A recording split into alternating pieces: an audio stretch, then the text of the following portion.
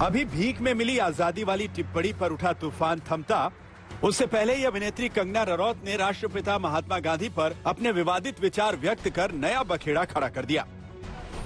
इधर कंगना का बयान आया, उधर जोरदार विरोध प्रदर्शन शुरू हो गया। यह आक्रोश कंगना के विवादित बोल पर है। कंगना के खिलाफ मामला भी दर्ज हो चुका है। हम आगे बढ़े उससे पहले देखिए और समझिए दुनिया को अहिंसा का पाठ पढ़ाने वाले महात्मा गांधी पर कंगना की सोच कितनी दूषित है। कंगना ने इंस्टाग्राम पर एक अखबार की पुरानी क्लिपिंग लगाई है। इसका शीर्षक है, गांधी और दूसरे नेता नेताजी को सौंपने को तैयार हो गए थे। वहीं अपनी पोस्ट में कंगना ने लिखा है, या तो आप गांधी के फैन हो सकते हैं या फिर नेताजी के समर्थक। आप दोनों के समर्थक नहीं हो सकते, इसका फैसला खुद करें।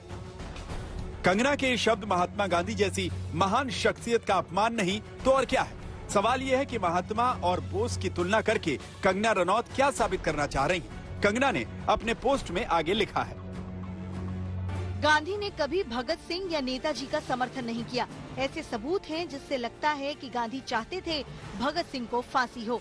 इसलिए आपको ये फैसला करने की जरूरत है कि किसका समर्थन करना है, क्योंकि सभी को अपनी यादों के बस्ते में एक ही साथ रखना और सबकी जयंती पर उन्हें शुभकामनाएं देना काफी नहीं है। वास्तव में ये बहुत ही गैर जिम्मेदाराना और सतही है।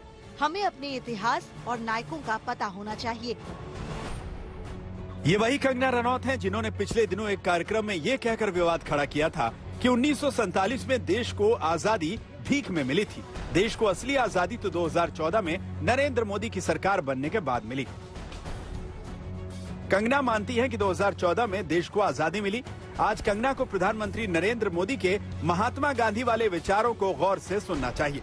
और कौन भारतीय होगा जिसको इस बात का गर्व न हो कि आज ब्रिटिश पार्लियामेंट के सामने महात्मा गांधी खड़े हो।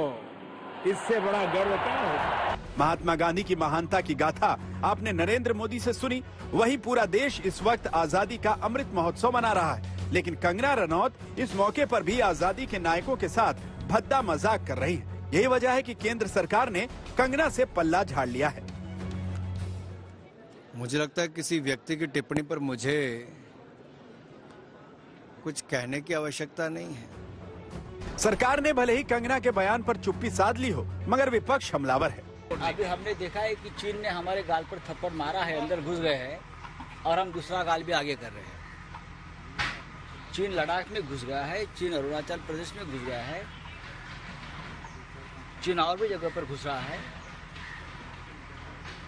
कश्मीर में पंडितों की हत्या हो रही है और बहुत कुछ इस देश में चल रहा है। और ये मैडम को मालूम होना चाहिए कि आज देश की हालत क्या है। तो उन पर टिप्पणी करके मैं राजनीति और लोक संवाद के चरित्र को गिराना नहीं चाहता। माफी के साथ कहता हूँ, मेरा टिप्पणी करने की इच्छा नहीं है। मैं तो प्रधानमंत्री जी से पूछता हूँ, इनको भी आप मन की माफी वाली श्रेणी में रखते हैं, जैसे उस मोहतरमा को रखे आप जो भोपाल से सांसद हैं। ये क्या कर रहे हैं हम अपने देश को? इसी देश की तामीर की थी क्या? कल्पना की थी हमने कि एक दिन ऐसा आएगा? विपक्ष तो विपक्ष, एनडीए के सहयोगी नीतीश कुमार ने कंगना पर हमला बोला है। इसकी पब्लिसिटी कोई कैसे किया है? कोई इंपॉर्टेंस है इस सब चीज का? कोई मतलब है क्या? अब व्यक्ति के बारे में तो आप कह ही नहीं सकते कि कौन क्या बोलेगा। वैसे चीजों पर कोई नोटिस लेना चाहिए, कोई ध्यान भी देना चाहिए। ऐसी चीज कोई बात है क्या? कौन नहीं जानता है कि आजादी कब हुई? अब किसी के मन में कोई बात होती है, कोई इस तरह की बात करता है, उसका कोई मतलब है? उन चीजों का तो जरा भी इंपॉर्टेंस देखना ही नहीं चाहिए और बल्कि मजाक उड़ा देना चाहिए था। कंगना रनौत के विवादित बोल पर बड़ा रिएक्शन सुभाष चंद्र बोस की बेटी अनीता बोस का आया। सुनिए अनीता बोस ने क्या कहा। That the relationship between Mahatma Gandhi and my father was of a difficult nature insofar that on the one hand, Gandhi always felt that he sort of could not control my father. On the other hand, we also have to realize that my father was a great admirer of Mahatma Gandhi and throughout his struggle for independence always paid attention to whether he reacted to anything that he, being my father, did and what his reaction was. For example, he always wanted to know whether there was a reaction to his speeches from Germany or to his independence struggle started from the Far East. Mahatma Gandhi हमारे राष्ट्र का गौरव है।